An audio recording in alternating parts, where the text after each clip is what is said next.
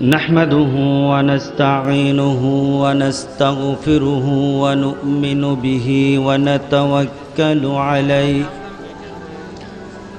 ونعوذ بالله من شرور أنفسنا ومن سيئات أعمالنا من يهده الله فلا مضل له ومن يضلله فلا هادي له ونشهد أن لا إله إلا الله وحده لا شريك له ونشهد أن سيدنا وحبيبنا وحبيب ربنا وطبيب أرواحنا وقلوبنا محمدا عبد الله ورسوله صلى الله تعالى وعلى آله وأصحابه وأزواجه وأتباعه وبارك وسلم أما بعد فأعوذ بالله من الشيطان الرجيم بسم الله الرحمن الرحيم يا أيها الذين آمنوا اتقوا الله ولتنظر نفس ما قدمت لغد واتقوا الله إن الله خبير بما تعملون ولا تكونوا كالذين نسوا الله فأنساهم أنفسهم أولئك هم الفاسقون وقال أيضا في شان حبيبه مخبرا وآمرا إن الله وملائكته يصلون على النبي يا أيها الذين آمنوا صلوا عليه وسلموا تسليما صلى الله على صلى الله على صلى الله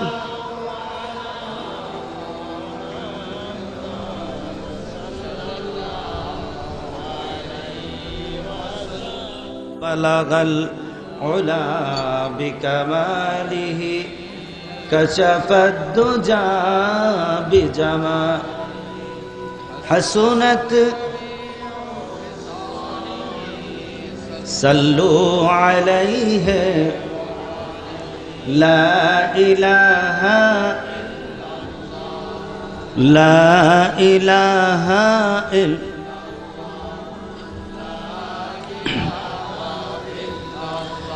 لا إله إلا الله محمد رسول الله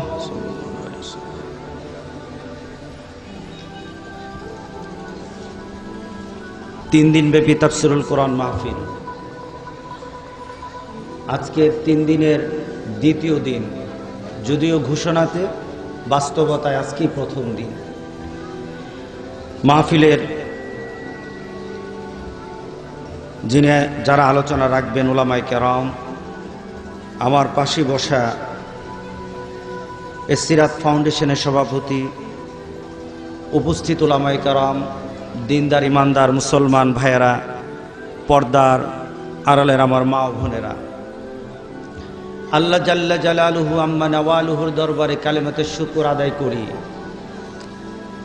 একটি আবেগ ঘন পরিবেশে, কোনো উত্তেজিত না, কোনো ধরনের অপারগতা না, কোনো ধরনের অমনোযোগিতা না, পূর্ণতার সাথে আল্লাহর প্রতি মহব্বত নিয়ে ভালোবাসা মিশ্রিত, যে মাবুদ আমাদেরকে আসার মতো দুটো পা দিয়েছেন, যেই মাবুদ আসার মতো আমাকে একটা হৃদয় দিয়েছেন, যেই মাবুদ আসার মতো আমাকে একটা ঈমান দিয়েছেন, যেই মাবুদ আমাকে সব সময় পরিচালনা করেন এবং আজকের মতো একটা কল্যাণকর কোরআনের মাহফিলে আসার মতো তৌফিক দিয়েছেন, ওই মাবুদের প্রশংসা করি। সবাই জবান খুলে বলি আলহামদুলিল্লাহ। মাহফিল হবে কি না হবে, মাহফিল হওয়া বা না হওয়া, এটা সবকিছুর দায় দায়িত্ব পৃথিবীর কারো কাছে না, আমার মাবুদের কাছে। কারো কাছে বলেন, কার কাছে? এ কোরআনের মালিক কে? কোরআনের মালিক আমরা, কোরআনের মালিক আল্লাহ। আমাদের মালিক কে? আমাদের মালিক আল্লাহ। সুতরাং ওই মাবুদ তার গোলামকে গোলামি সৃষ্টির জন্যে, ঈমানকে পৃথিবীর মধ্যে মুনাব্বার করার জন্যে ওই মাবুদ এই মাহফিলকে সাজানোর ব্যবস্থা করেছেন, ওই মাহফিলে আসার ব্যবস্থা করেছেন। যেই মাবুদ আসার তৌফিক দিলেন তার প্রশংসা করি। সবাই পড়ে আলহামদুলিল্লাহ। এ কোরআনের মাহফিল, সূর্য আছে, সূর্য উঠে, সূর্য আলো দেয়। সূর্যের নেচারই হলো আলো বিতরণ করা। কি বলেন? সূর্য কি অন্ধকারে থাকতে পারে? কোথাও সূর্য আছে, সেখানে আলো নেই, এমন কোন পরিবেশ পৃথিবীতে দেখাতে পারবে? পৃথিবীতে কেউ দেখাতে পারবে না। সূর্য গোটা পৃথিবীকে আলোকিত করে। এটা হলো সূর্যের নেচার, এটা হলো সূর্যের চরিত্র। কোরআন গোটা পৃথিবীকে শান্তি করে, ইনসাফ কায়েম করে, গোটা পৃথিবীর মানুষের সকল কিছুকে এই কোরআনের মাধ্যমে বাস্তবায়ন করা হয়। দুনিয়াতে করা হয়, আখিরাতে করা হয়, এটাই কোরআনের নেচার। সুতরাং আমরা অন্ধের মতো নই।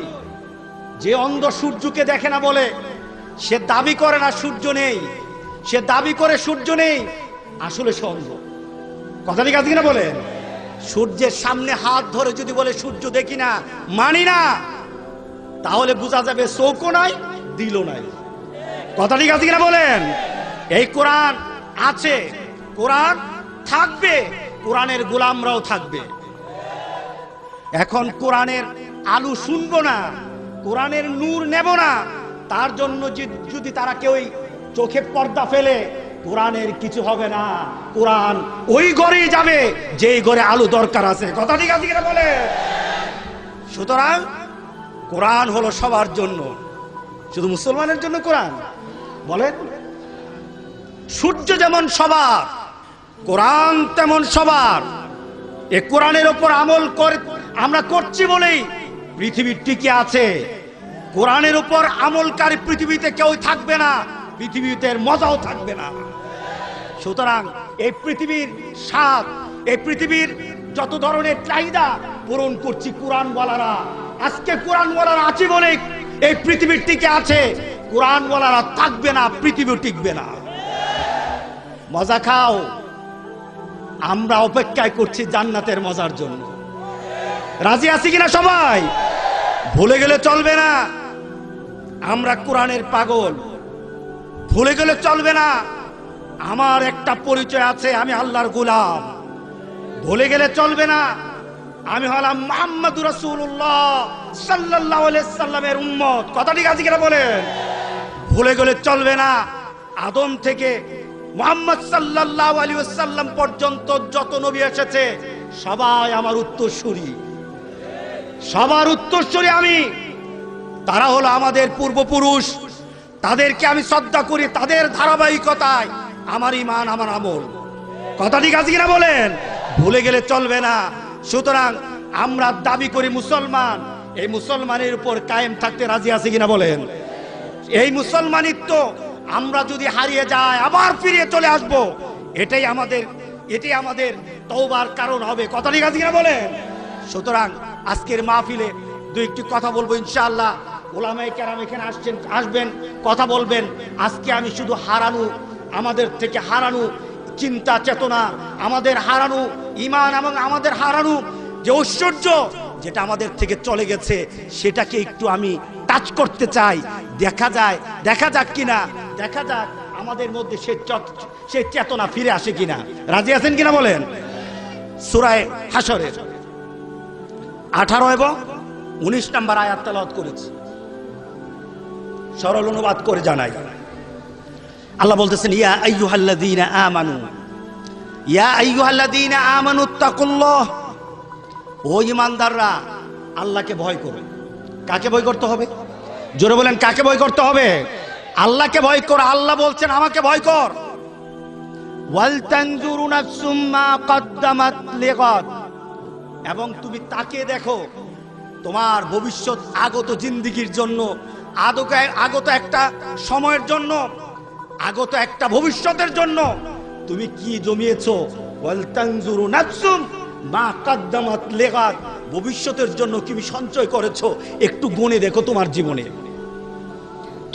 গুণে দেখো তোমার মৃত্যুর পর জিন্দেগির জন্য তুমি কি সঞ্চয় করেছো। ওয়াত্তাকুল্লাহ, আল্লাহকে ভয় করো।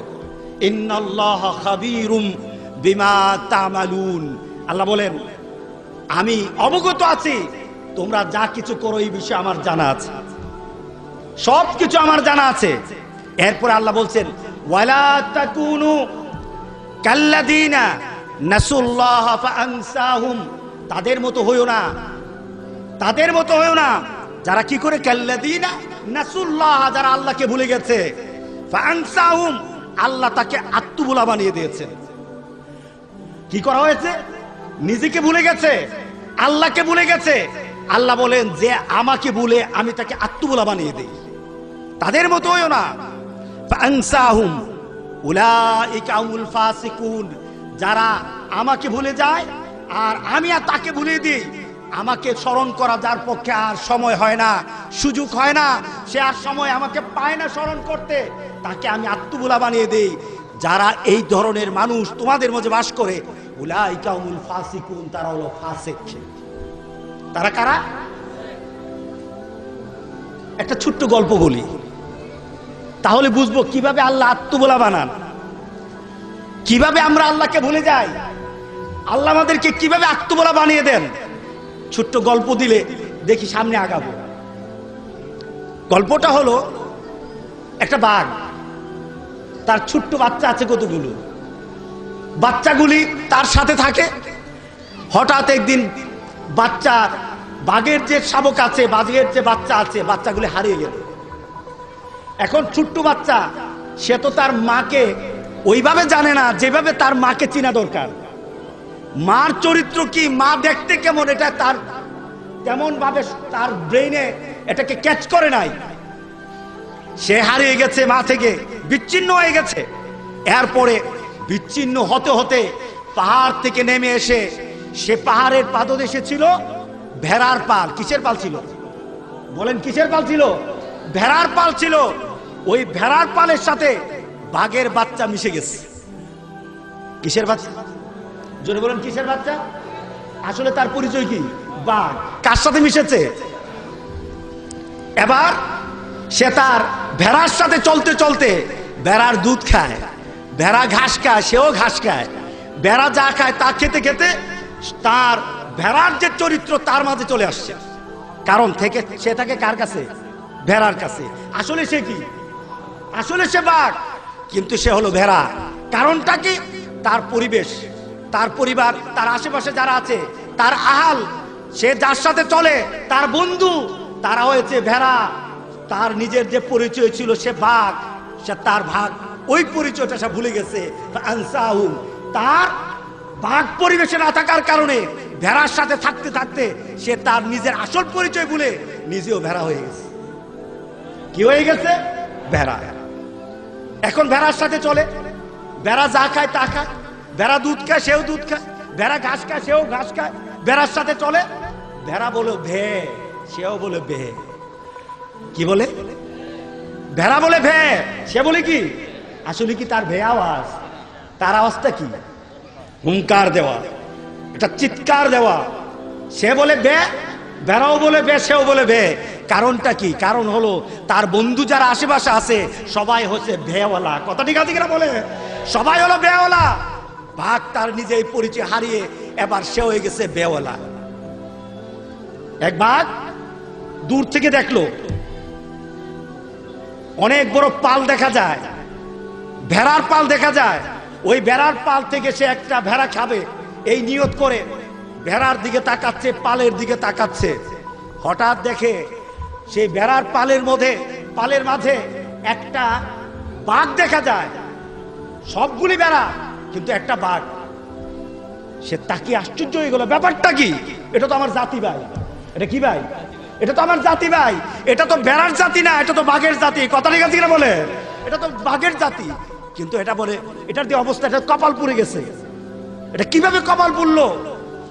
এবার তার সেই বড় দাদা আর বড় মুরব্বী ওই নাতির অবস্থা দেখে ভেড়া খাওয়ার শখ আর নিজের মধ্যে থাকলো না।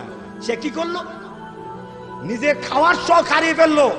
সে চিন্তা করলো আমার জাতির যারা আমার প্রজন্মের, আমার জাতির কোন একজনের তার নিজস্ব ধারাবাহিকতা, নিজস্ব চিন্তা চেতনা, নিজস্ব ভাব আবেগ, নিজস্ব পরিচয় হারিয়ে ফেলবে, এটা আমি সহ্য করব না। এটা আমার সহ্য হবে না। আমার খাওয়া দাওয়া বড় কথা না, আমার বংশের মাঝে আমার বংশ পরিচয় টিকে থাকা, আমার লোকের মধ্যে আমার পরিচয় টিকে থাকা, এটা হবে আমার জন্য বড় কথা। আমার এখন খাওয়ার সময় না, আমার বংশের পরিচয়, বংশের ঈমান বাঁচানো এখন দরকার। কথা ঠিক আছে কিনা বলেন? এখন আমার বংশের ঈমান বাঁচাতে হবে। কি করতে হবে? এবার সে ভেড়ার সে ইয়ে করলো না, স্বীকার করলো না। সে এটাকে নিয়ে আক্রমণ করলো, ওই বাঘটাকে, বাঘের বাচ্চাকে আক্রমণ করলো। তাকে নিয়ে গেল, ঘাটটা ধরে নিয়ে গেল, নিয়ে এবার চিন্তা করলো, সামনে বসালো। সামনে বসে বলল, তুমি কি জানো তুমি যাদের সাথে চলো তাদের পরিচয় আর তোমার পরিচয় এক না। তুমি যাদের সাথে চলো তারা তোমার হুঙ্কার যদি পায় তারা বাংলাদেশ ছেড়ে ভারত চলে যাবে, কারণ তুমি বাঘের জাতি। কথা ঠিক আছে কিনা বলেন? তোমার পরিচয় এটা না, তোমার পরিচয় তুমি বাঘের জাতি।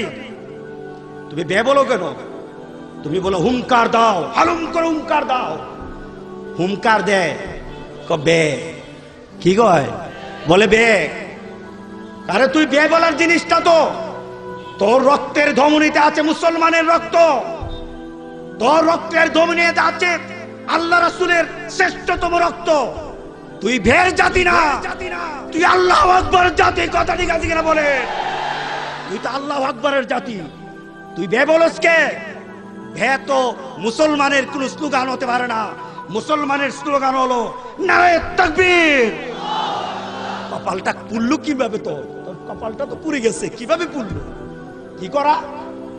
অনেকভাবে চেষ্টা করলো। দেখ তোর মুছ আছে, আমারও মুছ আছে। বে, কি কয়? বে, কপালটা তো ভালো করে পুড়ছে। আরে তুই মুছ দেখ, এই যে দেখ দাঁত, বড় বড় দাঁত, এক একটা কামড় দিবি আর এক একটা ভেড়ার বাচ্চা মজা করে খেতে পারবি। তোর বড় বড় দাঁত, আমারও দাঁত। কবলের বে, কি কয়? বে। না, এটারে তো সোজা করা যাবে না। দেখ তোর লেজ আমার লেজ। বে, যাই বলে বলে বে। এটারে তো সোজা করা যাবে না, কি করতে হবে? এবার চিন্তা করলো, জঙ্গলে তো ঝর্ণা থাকে, কুয়া থাকে। ওই কুয়ার কাছে ধরে নিয়ে গেল, ধরে নিয়ে ঘাটটা ধরে এবার ওই পানির মধ্যে ধরে বলল, দেখ তোর চেহারা আমার চেহারা এক। দেখ তোর মুছ আছে, আমারও মুছ আছে। তোর দাঁত আছে, আমারও দাঁত আছে। তোর চেহারা দেখতে সুন্দর যেমন, আমার চেহারা তেমন। তুই আর আমি এক জাতি। ওইগুলো হলো ভেড় জাতি, আর আমি হলাম আল্লাহু আকবরের জাতি। সুতরাং বে হবে না, বে হবে না। তুই হুঙ্কার দে, তুই হুঙ্কার দে। আজকে থেকে বে চলবে না। মুসলমান, আজকে আমাদের অবস্থা হলো, তোর অবস্থা, আমাদের অবস্থা হলো, আমাদের পরিবেশে, কোরআনহীন পরিবেশে থাকতে থাকতে আমার ভিতরে আল্লাহ রাসূলের মহব্বত, আল্লাহ রাসূলের কর্ম, আল্লাহ রাসূলের বিধান, আল্লাহ রাসূলের প্রতি সকল ধরনের চাহিদা আমাদের থেকে চলে গেছে। আমরা ভেড় জাতি হয়ে গেছি। কথা ঠিক আছে কিনা বলে? আমরা ভেড় জাতি হয়ে গেছি। আসলে তো আমরা ভেড় জাতি না, আমরা তো তেমন জাতি যদি আমি হুঙ্কার দেই ভেড় জাতি আমার কাছে থাকবে না, জান নিয়ে পালাবে, জান নিয়ে পালাবে। রাসূল পাক সাল্লাল্লাহু আলাইহি সাল্লাম তার সাহাবী রাসূল পাক সাল্লাল্লাহু আলাইহি সাল্লামের পরবর্তীতে হযরত ওমর ফারুক রাদিয়াল্লাহু তাআলা উনি হলেন খলিফাতুল মুসলিমিন। উনি কে? খলিফাতুল মুসলিমিন।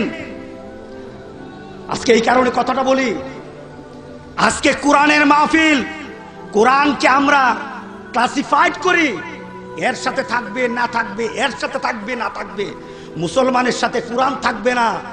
এটা তো এমন কথা, একটা ব্যক্তির সাথে যেমন শ্বাস থাকে না, মুসলমানের জন্য চিন্তা আসে তার সাথে কোরআন আছে কিনা আছে, এই পরীক্ষাটা ওইভাবে হবে। একটা ব্যক্তির সাথে শ্বাস আছে কিনা আছে, ওইভাবে পরীক্ষা হবে। কথা ঠিক আছে কিনা বলেন? মুসলমানকে কিভাবে ভাগ করবেন? তার সাথে কোরআন আছে কিনা আছে। মুসলমানের সাথে কোরআন থাকবে না কেন? মুসলমান কোরআন ছাড়া বাঁচতে পারে না। কথা ঠিক আছে কিনা বলেন? মুসলমান দুনিয়াতে কোরআন ছাড়া থাকতে পারে না। মুসলমান যেখানে কোরআনের আওয়াজ পায়, জান তো জান, দুনিয়া তো দুনিয়া। আমরা সাহাবীদের উত্তরসূরি, আমরা হুঙ্কার দিয়ে বলতে পারি দুনিয়াতে থাকার জন্য আমার কোরআন দরকার, কোরআন ছাড়া অন্য কিছু চাই না। কথা ঠিক আছে কিনা বলেন? এটা কার দরকার? সবার জন্য নাকি কারো কারো জন্য? সবার জন্য। যে লোকটা ওই শ্বাস প্রশ্বাস প্রতিদিন ব্যবহার করে আর বলে শ্বাস ছাড়া আমি থাকতে পারবো না, তার জন্য যেমন শ্বাসটা দরকার, মুসলমানের জন্য কোরআন দরকার। কোরআন ছাড়া তো হবে না। কোরআন ছাড়া তো আমার কোনো পরিচয় নাই। যে কোরআন আমার জন্য এসেছে পৃথিবীতে আমার মর্যাদা সম্মান উঁচু করে ধরার জন্য। আজকে গতকাল আমি এক জায়গায় কথা বলতেছিলাম, কথা প্রসঙ্গে বলতে গিয়ে বললাম একটু চিন্তা করেন, পৃথিবীতে আজকে আফগানিস্তান, এটা ছিল মুসলমানদের সবচাইতে একটা প্রিয় স্থান, মুসলমানদের সবচাইতে দিন পালনের একটা শ্রেষ্ঠতম স্থান ছিল আফগানিস্তান, ধ্বংস হয়ে গেছে। কথা ঠিক আছে কিনা বলেন? ইরাক মুসলমানদের জমিন, ধ্বংস হয়ে গেছে। সিরিয়া মুসলমানদের জমিন, ধ্বংস হয়ে গেছে। বার্মা মুসলমানদের জমিন, ধ্বংস হয়ে গেছে। কাশ্মীর মুসলমানদের জমিন, ধ্বংস হয়ে গেছে। গোটা পৃথিবীর সব কাফেররা এক হয়েছে, মুসলমানরা যেখানে আছে সেখানে ধ্বংস করতে হবে। কথা ঠিক আছে কিনা বলে? এরা হয়ে গেছে, কাফেরদের সবাই হয়ে গেছে এক, আর মুসলমানরা এখনো বাসি। কার সাথে কোরআন আছে না কার সাথে কোরআন নাই? কথা ঠিক আছে কিনা বলেন? এখনো আমি বাসি, এখন আমার বাঁচার সময়। আমার সাথে কোরআন আছে কি নাই, কার সাথে কোরআন আছে কি নাই, এখনো আমরা বাসি। যদি বাসি, আমার অবস্থা তো ওই পর্যায়ে চলে যাবে কাল হাসরের দিন। আমার কোরআন, আমাদের কোরআন আমাদের সাথে না থাকার কারণে আমরা এমন পর্যায়ে চলে যাব, ভুলা, আত্মভুলা, যারা আল্লাহকে ভুলে গেছে আত্মভুলা হয়ে যায়, তার যেমন অবস্থা হবে হাসরে আমাদের অবস্থা তেমন হবে। কথা ঠিক আছে না বলেন? তেমন হয়ে যাবে হাসরের অবস্থা। সুতরাং আজকের মাহফিলে আমরা সবাই আত্মভুলা থাকবো না, আমরা আবার কোরআনের দিকে ফিরে আসবো। রাজি আছি কারা? সবাই রাজি আছি? আমরা আবার কোরআনের দিকে ফিরে আসবো। এই কোরআনের দিকে আমাদের সকল চিন্তা চেতনা নিয়ে আবার আমরা কোরআনের কাছে আসব। এটা হোক সমাজের মধ্যে যে কোনো দল, যে কোনো মত, যে কোনো পথ, যে কোনো চিন্তার মানুষ হোক, আমরা সবাই এক হয়ে বলি আমরা সবাই আল্লাহর গোলাম। কথা ঠিক আছে কিনা বলেন? আমরা আবার ঘোষণা দিতে চাই, আমরা ঘোষণা দিতে চাই আমাদের নবী হলে মুহাম্মদুর রাসূলুল্লাহ। আমরা ঘোষণা দিতে চাই এই কোরআন ছাড়া আমাদের চলবে না। কোরআন হলো আমাদের সকল বিষয়ের সমাধানকারী। কথা ঠিক আছে কিনা বলেন? আজকে দুঃখের সাথে বলি, আমরা সবাই মুসলমান কিনা? এখানে বাইরে ভিতরে সবাই মুসলমান কিনা? গোটা পৃথিবীর কেউই দাবি করতে পারবে না কেউই বলতে পারবে না, কেউই এই চিন্তাও রাখতে পারবে না, প্রমাণ দিতে পারবে না যে কোরআন ব্যতীত পৃথিবীতে শান্তি করা যায়, ইনসাফ কায়েম করা যায়। কথা ঠিক আছে কিনা বলেন? মুসলিম তো মুসলিম, কোন ব্যক্তি বলার মতো ক্ষমতা নাই, কারণ আমার কোরআন একমাত্র দাবি করে ইনসাফ আমি কায়েম করতে পারবো, কোন গ্রিকের মূর্তি পারবে না। কথা ঠিক আছে কিনা বলেন? কোন গ্রিকের মূর্তি পারবে না। ও মুসলমান, মান তাশাব্বাহা বিকাওমিন ফাহুয়া মিনহুম, কেউ যদি মূর্তির সাথে নিজের সম্পর্ক গড়ায়, সে যত বড় হোক, ওই মূর্তির মতো লোকদের সাথে তার হাসর হবে। আমরা দাবি করি না, আমরা দাবি করি না শুধু, আমরা প্রমাণ দিতে পারবো গোটা পৃথিবীতে শান্তির একমাত্র ঠিকানা হলো আল কোরআন। কথা ঠিক আছে কিনা বলেন? গ্রিকের মূর্তি পারবে না, গ্রিকের মূর্তি পারবে না, এই বাংলাদেশে পারবে না। কথা ঠিক আছে কিনা বলেন? এটা আমার ইমানি দায়িত্ব, এটা আমার ইমানি দায়িত্ব। বাংলাদেশের কে কোথায় বসে আছে এটা দেখার বিষয় না, যার যার যোগ্যতা অনুযায়ী যে যেখানে আছে আমরা মেনে নেই, কিন্তু আমার বাংলাদেশের মুসলমানদের ঈমান এবং আকীদাতে আঘাত করলে আমরা সহ্য করব না। কারণ এই পৃথিবীতে দেখাতে পারে নাই, কেউই দেখাতে পারে নাই কোরআনের উপর ইনসাফ কায়েম করার মতো পৃথিবীতে কোনো গ্রন্থ, কোনো ব্যক্তি দেখাতে পারে নাই। রাজি আছেন কিনা বলায়? সবাই রাজি আছেন তো? এই কোরআন আমাদের ইনসাফ করে, মান ক্বালা বিহি সাদাকা ওয়া মান আদালা বিহি ওয়া মান হাকামা বিহি আদালা। এটা দিয়ে যে কথা বলে সে সত্য কথা বলে, আর এটা দিয়ে যারা ইনসাফ করে, রাসূল বলতেছেন সে ন্যায় ইনসাফ করে। কে বলেছে? মুহাম্মদুর রাসূলুল্লাহ সাল্লাল্লাহু আলাইহি ওয়াসাল্লাম। সুতরাং আমরা হারিয়ে যাব না, আমরা আবার ফিরে আসতে চাই। যে কথা রেখে গেছেন মুহাম্মদ রাসূলুল্লাহ সাল্লাল্লাহু আলাইহি সাল্লাম, যে দায়িত্ব রেখে গেছেন তার উম্মতের উপর, আমরা সেই পথে চলতে রাজি আছি কিনা বলেন? সবাই রাজি আছি কিনা বলেন? সবাই আল্লাহ তৌফিক দান করুন। আজকে এখানে বসে আবার আমার চিন্তায় এটা চলে আসলো যে আমরা আমাদেরকে ফিরে আনতে চাই। যদি ফিরে আনতে না পারি, তাহলে কোরআনের ওই আয়াতের মতো আমার অবস্থা হয়ে যাবে। আল্লাহ সুবহানাহু ওয়া তাআলা বলছেন, ইয়াউমা ইয়াজ্জুজ যালিমু আলা ইয়াদাই ইয়াকুলু ইয়া লাইতানি ইত্তাখাযতু মা'আর রাসূলি সাবিলা ইয়া লাইতানি লাম আত্তাখিজ ফুলানান সাবিলা। হাসরে একটা দৃশ্য, পৃথিবীর দৃশ্য বললাম, আমরা ভুলে গেলাম। আবার ফিরে আসতে হবে কোরআনের দিকে। এই কোরআন আমাদের আসল ঠিকানা, কোরআন ছাড়া আমাদের আর কোনো ঠিকানা নাই। যদি ফিরে না আসতে পারি, তাহলে আমার অবস্থা কি হবে? আল্লাহ সুবহানাহু ওয়া তাআলা সূরা ফুরকানে আল্লাহ বলতেছেন 18 নম্বর আয়াতে, ইয়াউমা ইয়াজ্জুজ যালিমু আলা ইয়াদাই ইয়াকুলু ইয়া লাইতানি ইত্তাখাযতু মা'আর রাসূলি সাবিলা। কাল হাসরের দিন কি সংখ্যক লোক হবে যারা নিজের হাত নিজে কামড়াবে, নিজের হাত কামড়িয়ে নিজের চামড়াগুলি, গোস্তগুলি ছিঁড়ে ফেলবে, নিজের শরীর থেকে গোস্তগুলি বের করে ফেলবে। তারা কারা? ঘটনা হলো রাসূল পাক সাল্লাল্লাহু আলাইহি ওয়াসাল্লামের জামানায় একজন লোক ছিল, তার নাম ছিল উকবা ইবনে আবি মুঈত। তার নাম ছিল উকবা ইবনে আবি মুঈত। সে ছিল ধনাঢ্য ব্যক্তি, ব্যবসায়ী। তার ব্যবসার সফলতা আসার সাথে সাথে সে একটা খাওয়া দিত, জিয়াফত দিত। সে কি দিত? একটা জিয়াফতের ব্যবস্থা করত। জিয়াফতের ব্যবস্থা করা হলো, জিয়াফত খাওয়ার প্রস্তুতি নেওয়া হলো। এমন সময় চিন্তা করলো, সবাইকে সব সময় দাওয়াত দিলাম, একটা লোককে তো দাওয়াত দিলাম না কোনো সময়, তাকে তো দাওয়াত দেওয়া দরকার। সে কে? তার ভিতরে চিন্তা আসলো, মুহাম্মদ সাল্লাল্লাহু আলাইহি ওয়াসাল্লামকে তো এবার দাওয়াত দেওয়া দরকার। কারণ দাওয়াত যদি না দেই, আমার দাওয়াতের মধ্যে কমপ্লিট আসে না, পূর্ণাঙ্গতা আসে না। কারণ আমার বাড়ির দাওয়াত সবাই খায়, শুধু মুহাম্মদ খায় না। তাকে দাওয়াত দিতে হবে। সবাই মিলে গিয়ে উকবা ইবনে আবি মুঈত রাসূলকে বললেন, আমার বাড়িতে আপনার দাওয়াত, আমি ব্যবসায় লাভবান হয়েছি, আমার বাড়িতে আপনি একটু খাওয়া দাওয়া করবেন। রাসূল পাক সাল্লাল্লাহু আলাইহি সাল্লাম উকবা ইবনে আবির মুইতের বাড়িতে গেলেন দাওয়াত পেয়ে। এবার খাওয়ার প্রস্তুতি হলো, সব খাওয়া দাওয়া রেডি। এমন সময় রাসূল চিন্তা করলেন, আমি বাঘ শুধু খেতে আসতে রাজি না, খাইতে রাজি না, হাদিয়া নিতে রাজি না। ইসলামের দাওয়াত সমাজের মধ্যে মানুষের কাছে ইসলামের দাওয়াত দিয়ে এক দাওয়াতের কাজ করে এরপরে যাব। কথা ঠিক আছে কিনা বলেন? শুধু দাওয়াত খাবো না, আমার কাজ হবে একদিকে দাওয়াতও খাবো, আরেকদিকে দাওয়াত দেব। সুবহানাল্লাহ বললেন না? আমাদের সমাজে কিন্তু এখন একটু ব্যতিক্রম হয়ে গেছে।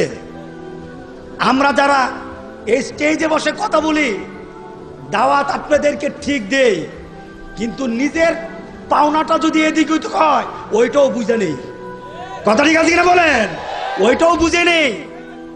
এখানেও হক কথার ফুল ফুটানো হয়, কিন্তু হাদিয়ার খেত ছুরেঙ্গা নেই।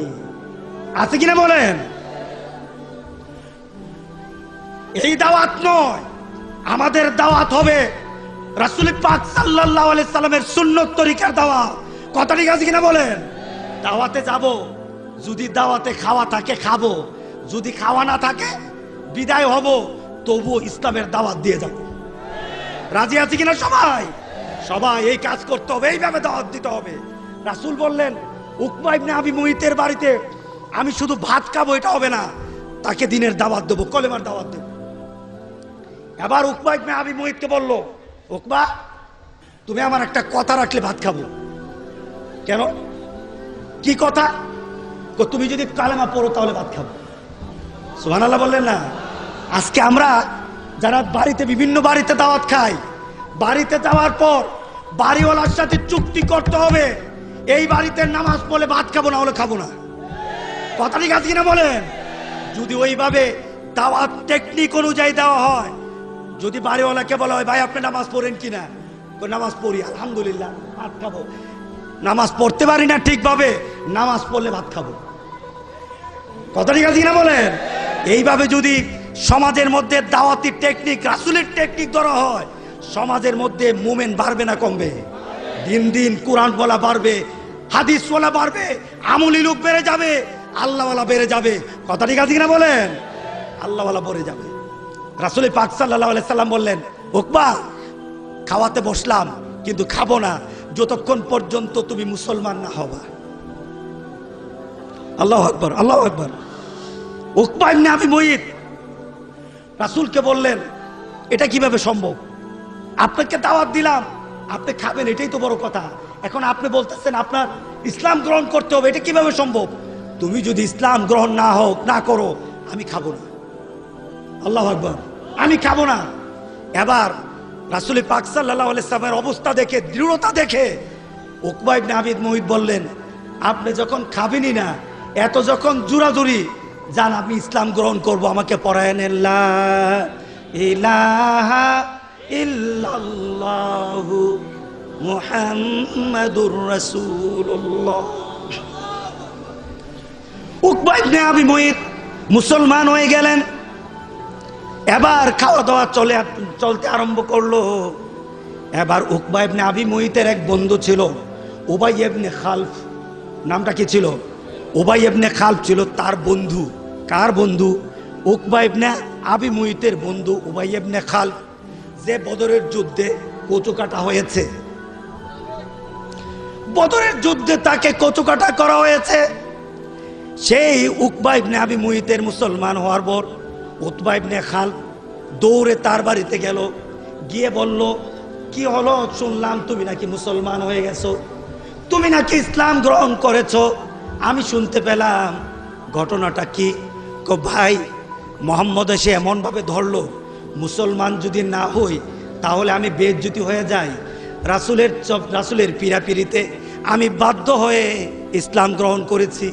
আসলে মন থেকে ওই নাই, আমি আসলে মন থেকে ওই নাই, আমি আমার জান বাঁচানোর জন্য, ইজ্জত বাঁচানোর জন্য আমি এই কাজ করেছি। বর্তমানে এমন আছে কিনা?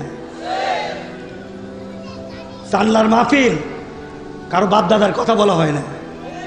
চান্লার মাহফিলে কোনো ব্যক্তিকে উঠানো হয় না, জানলার এই মাহফিল থেকে যারা এই মাহফিলে আসে সবগুলি আল্লাহওয়ালা হয়ে বাড়িতে যায়। কথা ঠিক আছে কিনা বলেন?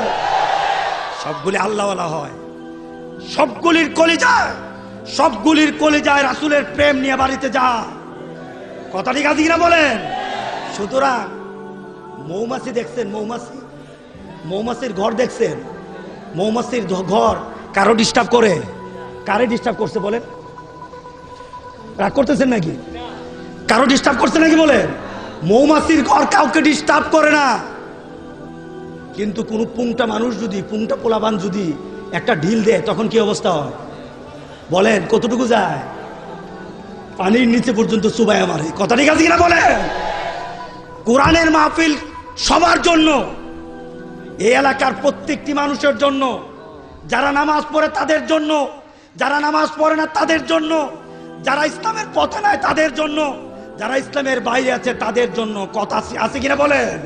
কারণ অনেকে নামাজ পড়ে না কিন্তু মরার সময় বলে বাইরে একটু কোরআন শোনাতো, ওই মাদ্রাসার কিছু পোলাপান একটু আনতো, একটু কোরআন আমারে শোনায়া মরতে দে।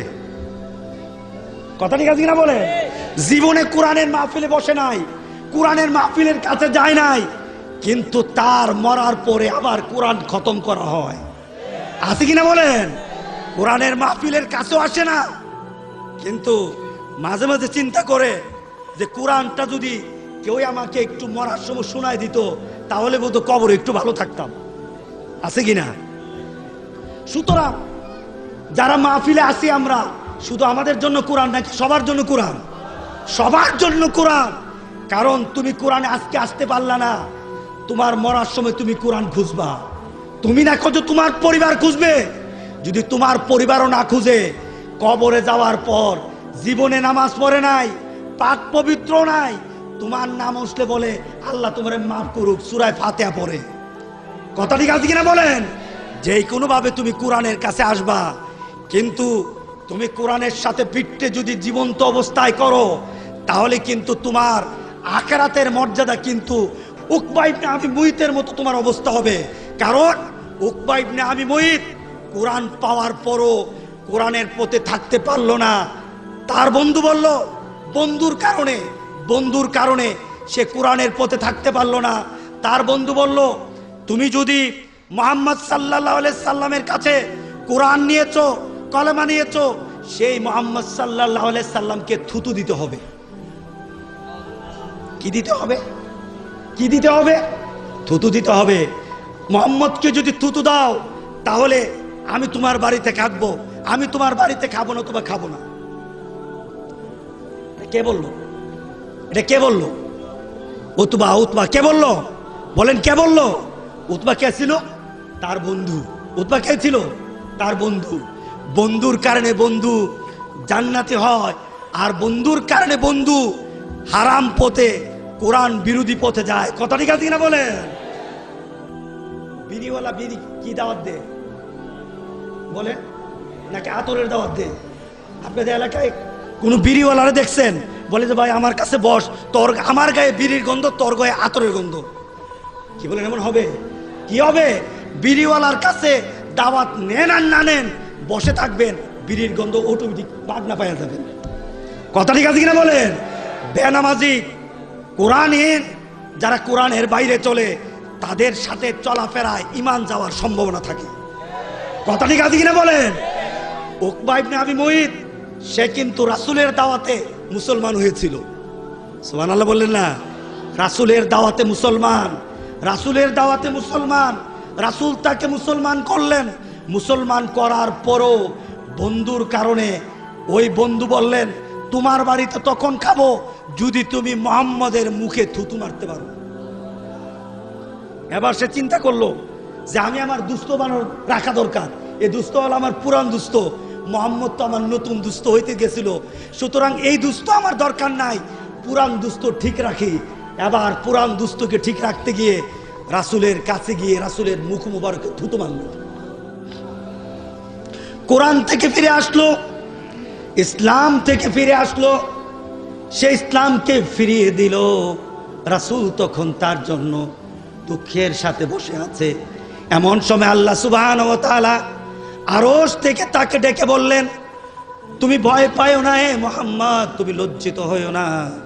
তোমার মুখে যে থুতু দিয়েছে, কলেমা পাওয়ার পর যে তোমাকে ছেড়ে দিয়েছে, ঈমান পাওয়ার পর, মুসলমানের ঘরে জন্ম নেওয়ার পর, মুসলমান নাম নেওয়ার পর যে কোরআনের সাথে থাকতে পারলো না, তাকে তার জন্য আপনার কোনো কষ্ট করার দরকার নাই।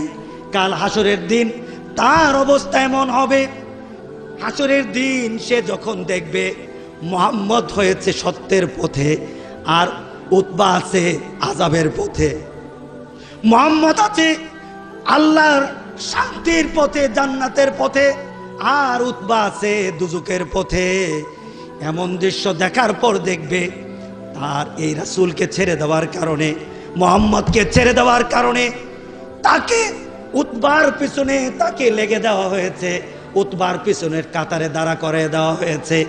সে দুজুকি হয়ে গেছে, কিন্তু ছিল রাসূলের সাথে জান্নাতি, কিন্তু বন্ধুর কারণে হয়ে গেছে দুজুকি। এমন আছে কিনা? উতবা তার বন্ধুকে পরামর্শ দিয়ে বন্ধুকে সত্য পথ থেকে বিচ্যুত করে আবার হারাম পথে দুজুকের পথে নিয়ে আসলো, আর ওই পথই সে মারা গেল। আল্লাহ রাসূলকে জানিয়ে দিলেন আপনি ভয় পাবেন না, এ উকবা ইবনে আবি মুইত কাল হাসরের দিন নিজের হাত কামড়াবে আর নিজের গুস্তুগুলি চিরে চিরে বের করবে, নিজের শরীর থেকে গুস্তুগুলি কামড়ে বের করে বলবে আহারে কি করলাম, আহারে কি করলাম। মুহাম্মদের রাস্তা পেয়েও, মুহাম্মদকে বন্ধু বানানোর পরও আমি আমার ঈমানকে হারিয়ে ফেললাম, এর জন্য অনুতপ্ত করতে করতে নিজের গুস্তুগুলি ছিঁড়ে ফেলবে। ইয়া লাইতানি লাম আত্তাখিজ ফুলানান সাবিলা, আরে উতবারে যদি আমার বন্ধু না বানাইতাম, যারা কোরআনের বিরুদ্ধে কথা বলে তাদেরকে যদি আমি বন্ধু না বানাইতাম, আমি যদি বন্ধু বানাইতাম এমন ব্যক্তিকে যারা কোরআনের জন্য নিজের জীবন দিতে রাজি থাকে, কোরআনের জন্য সব সময় প্রস্তুত থাকে, ঘুমায় কোরআনের উপর আমল করে, ঘুম থেকে উঠে কোরআনের উপর আমল করে, বাজারে যায় ঘুম থেকে আমল করে, কোরআনের উপর আমল করে, স্কুল কলেজে যায় কোরআনের উপর আমল করে, মাদ্রাসায় পড়ে কোরআনের উপর আমল করে, মসজিদে যায় কোরআনের উপর আমল করে, বিয়ে শাদী করে কোরআনের উপর আমল করে, ব্যবসা করে কোরআনের উপর আমল করে, দুনিয়া থেকে বিদায় হয় কোরআনের উপর আমল করতে করতে। কথা ঠিক আছে কিনা বলে? এমন ব্যক্তিকে যদি আমার সাথী রাখতে পারতাম, আমি কি করলাম।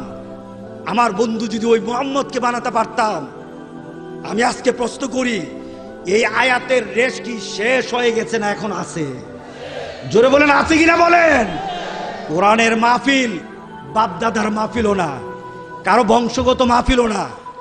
আমি যদি বলি আমরা যে ইসালে সবের মাহফিল করি, এটা একটা দরবারিক আমার বাপদাদার একটা প্রকাশ প্রসার আছে, একটা প্রচার প্রসার আছে, যারাই বাড়ি দরবারের মাহফিল।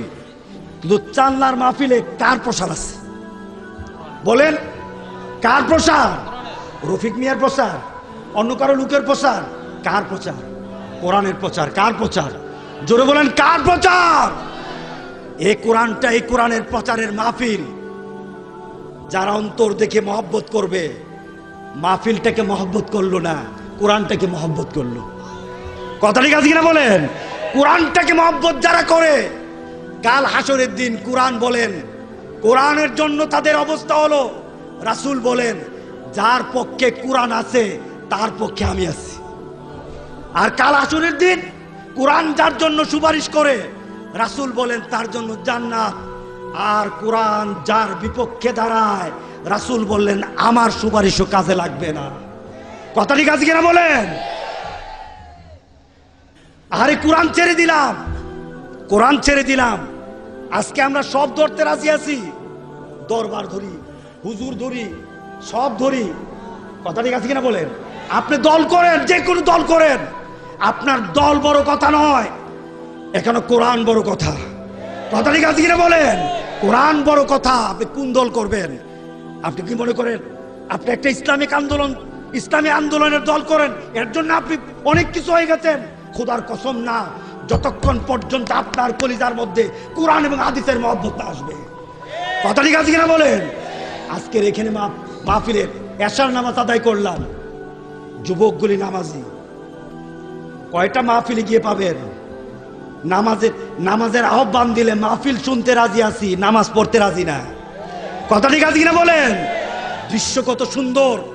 এই যুবকগুলি কোরআনকে মহব্বত করে, আর যারা কোরআনকে মহব্বত করে তারাই স্মার্ট, দুনিয়া তো আখেরাত।